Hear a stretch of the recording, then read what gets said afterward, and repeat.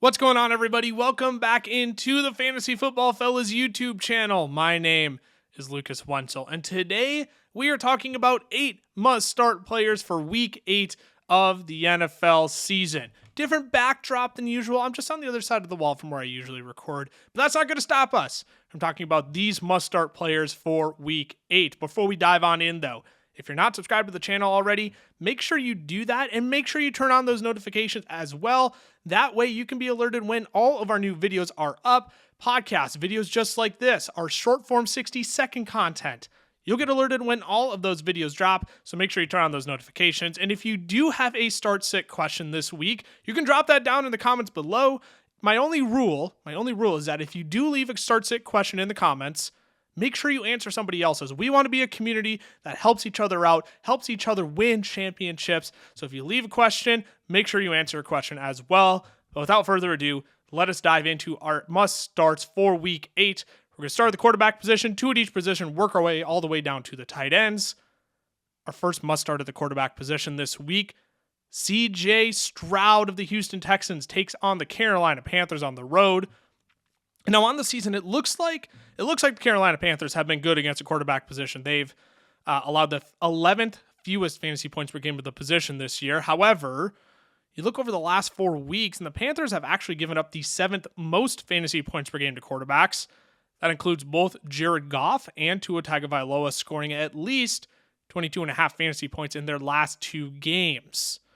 So now Stroud enters into this matchup seemingly favorable. He had cooled off before the bye. He had scored less than 16 fantasy points in each of those games, the 2 games prior to their bye. But there's a few intangibles that are going in the favor of CJ Stroud here. Number one is you have pick number 1 versus pick number 2 of the NFL draft going head to head this week. You have to think that's in CJ Stroud's mind this week. He's going to look to put on a show. Carolina, you should have taken me, not Bryce Young. And it's been made clear that Frank Reich would have rather had CJ Stroud than Bryce Young. That's no secret anymore. So you can put as much weight into that as you want. I think it's going to be on CJ Stroud's mind. I think he's going to want to come on and prove, hey, Carolina, you should have taken me, not Bryce Young. I'll let you put as much weight as you want into that, but I think it is a factor. Number 2, though, is that the Texans are coming off of their bye week.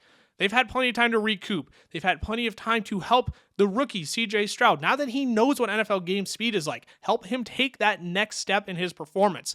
That is a thing we typically see.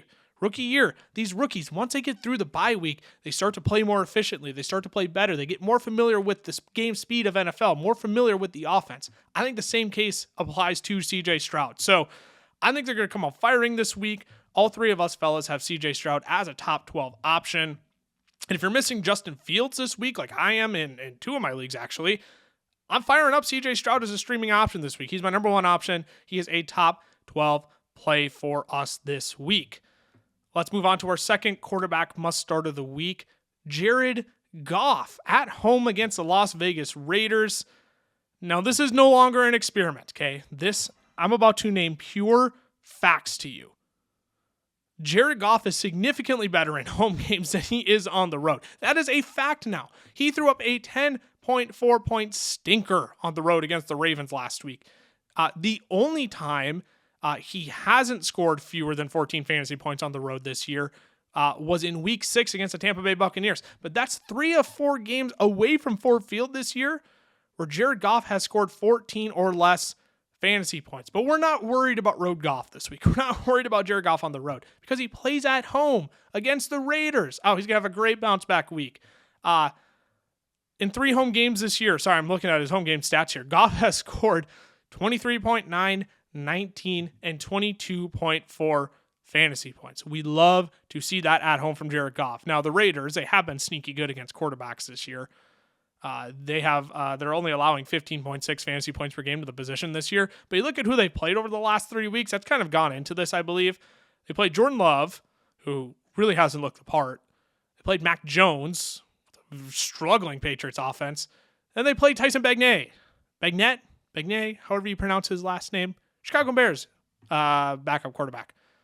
So I don't think we can put too much weight into that. I think Goff is much better competition than all 3 of those teams.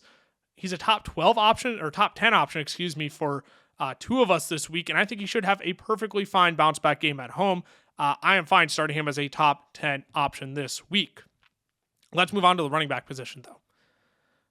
Breece Hall is our first start of the week, my first start of the week against the New York Giants. Now, I am well aware, and I'm sure you're well aware, when you hear that name, you say, Lucas, Breece Hall he's so obvious. Well, okay, yes, I hear you. He has scored 20-plus points in back-to-back games now, but I am here to tell you that Breece Hall is going to make it 3 straight games of 20-plus fantasy points this week. That's why he's a start of the week for me. The Giants' run defense is abysmal, all right? They have allowed the 9th most fantasy points to running backs this year. They have allowed the 3rd most yards per carry to running backs at 5 yards a tote. They have allowed the 3rd most rushing touchdowns, 8 of them, to running backs this year. That is 1.1 a game, if you want to do the math on it. They have allowed the 2nd most rushing yards, 857 of them. And there's only been one game this year where a running back has not topped at least 70 rushing yards. It was last week in the Washington Commanders, and we all know how much of a disaster their backfield is right now. So I think Breece is going to have himself a day against the Giants. He's a top 5 play for both Cameron and I. He's Cameron's running back 2 on the week. He's my running back 4 on the week. But this is a matchup. All it takes is one for Breece. It takes one big one. I think I'll have at least one of those, and he'll pile up a lot more yardage on top of it. Wheels up for Breece. Fire him up. I think he makes it 3 straight weeks of 20-plus fantasy points. Let's move on. Gus Edwards is our second running back start of the week. He takes on the Arizona Cardinals. Now, because I gave you an obvious one, is that my obvious one in Breece Hall? I'm going to give you a guy that's kind of on the fringes here, and I think Gus Edwards fits that criteria perfectly. He's coming off of a big game against the Lions last week, 16 for 64 and 1, added an 80-yard reception on top of it. Now, we can't depend on that from Gus Edwards. We have never seen that from him in his career. That's never been a dependable part of his game. But overall, he had a nice day against a tough Detroit Lions run defense. So now he draws a matchup with the Cardinals. Much more favorable matchup, and he should have no problem taking advantage of them. They have allowed a running back, to top 80 yards in each of the last 5 matchups. In each of the last 5 games, they've allowed a running back to top 80 yards. And in those matchups, 4 of them have gone for 100+, and they've given up 4 rushing touchdowns during that stretch as well. And during that 5-game span, the 2nd most fantasy points per game allowed to running backs. Now, the risk here is that the Ravens say, here you go, Justice Hill. You can have all the goal line carries. Here you go, Justice Hill. You can have the bulk of the rush attempts this week. That's totally possible. I don't think it is, though, because it has been Gus Edwards over the last 2 weeks, and I would rather keep my chips on him in a very favorable matchup against the Arizona Cardinals this week. Let's move on to the wide receiver position now. We're going to go with a little stack here for our starts of the week. Nico Collins of the Houston Texans, again, travels to take on the Carolina Panthers this week. And now I still see plenty of questions in our comments on videos like this, and our short form 60-second videos, podcasts even, where I have Nico Collins or these 2 players. Who should I start? And most of the time they're fairly valid, but we're getting to that point where Nico Collins should just be an every week starter in your lineup. You look at the list of wide receivers to torch the Panthers without J.C. Horton this year, I think Nico Collins is going to add himself to this list this week. You have Chris Olave in week 2. He went for 14.6. DK Metcalf, he went for 17.2. Justin Jefferson, 26.5. Josh Reynolds. Now keep in mind, this was without Amon-Ra. He sat out in this game. Josh Reynolds scored 17.6. And obviously Tyreek Hill went for 28.3. He went bonkers. So this is a secondary Nico Collins can take advantage of. I don't think we can forecast anything like a 25+ point day like Justin Jefferson and Tyreek Hill. Those dudes are different breeds, but we could be looking at a 16, 17, 18 point day from Nico Collins this week, enough to boost him into the top 20 wide receivers on the week. I think it's wheels up for him and CJ Stroud this week. I absolutely love this matchup for the both of them. I would fire up Nico Collins with confidence this week. Let's move on to our second must-start wide receiver of the week, Drake London of the Tennessee Titans. If you see my face, I'm not too excited to say that because I honestly hate that I have to make him a start of the week. I shouldn't say I have to. I chose to, but I kind of hate that I'm doing it because I hate putting any kind of faith into Arthur Smith. If you talk to Cameron or Tyler, they know the last thing I want to do is trust Arthur Smith. Because the week I always do is the week that Arthur Smith is just going to pull some kind of stupid tomfoolery and give Drake London only 3 targets on the week. despite it being a good matchup against the Tennessee Titans, despite it being a bad matchup for Bijan Robinson and the running backs that he loves to use. The thing is I just can't deny what Drake London has been doing and the matchup against the Titans this week. London has drawn 7+ targets each of the past 4 weeks, and he has scored double-digit fantasy points in each of those games. Now we get the Tennessee Titans, as I mentioned this week as well, and we all, if you've watched any of our videos before, you know how much I love picking on the Tennessee Titans secondary. They have allowed the 7th most fantasy points per game to wide receivers this year. They struggle defending the deep ball, and they just traded away Kevin Byard. So now the back half of that defense is even more weak. That secondary has gotten even worse. And per Jamie Eisenberg over at CBS, 9 wide receivers have scored at least 13.8 fantasy points against the Tennessee Titans this year. So honestly, I'm just going to close my eyes. I'm going to put Drake London on this list. But I'm sorry if you're a Drake London manager, and now because I put him on this list, he's going to flop in your lineup this week. I sincerely apologize if that happens. It's probably my fault because I never put faith into Arthur Smith. I never want to make any Falcons player a start of the week, a sit of the week, whatever. Because no matter what, it always goes wrong.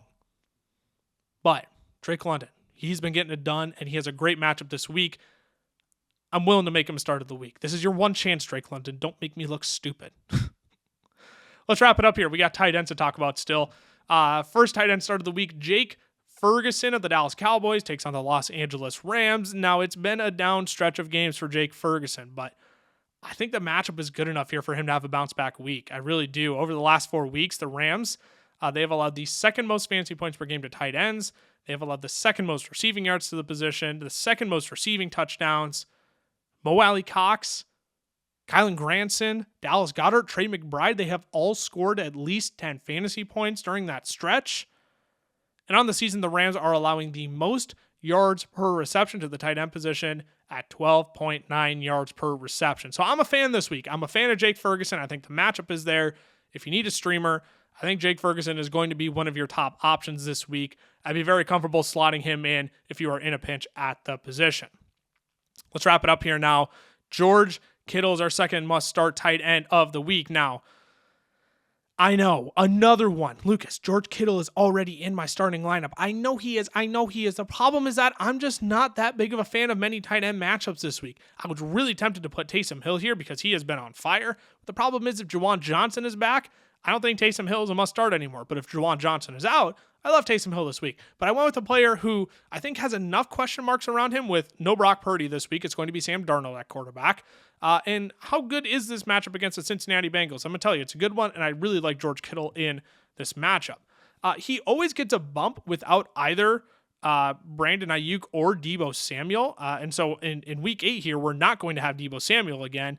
And I think George Kittle should have very few problems scoring right in that 13-point fantasy point range again, just as he did against the Minnesota Vikings on Monday Night Football in week 7. And the Bengals, as I mentioned, I think they're a really solid match for tight ends this year.